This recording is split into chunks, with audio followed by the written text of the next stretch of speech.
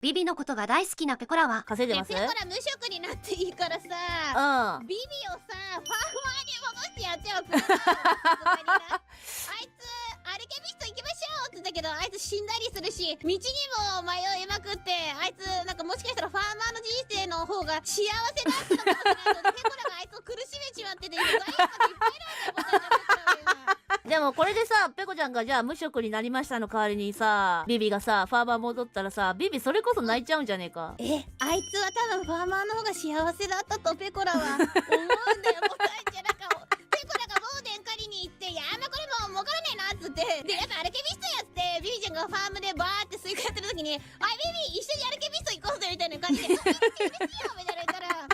一緒に2人で言ってたら迷子にもなるし死にまくって、もうあいつがなんかしかも、いいですよペコラ先輩先行ってくださいよみたいなの気遣い始めちゃって、俺が悪の道に誘ったのにこの罪悪感みたいな感じで。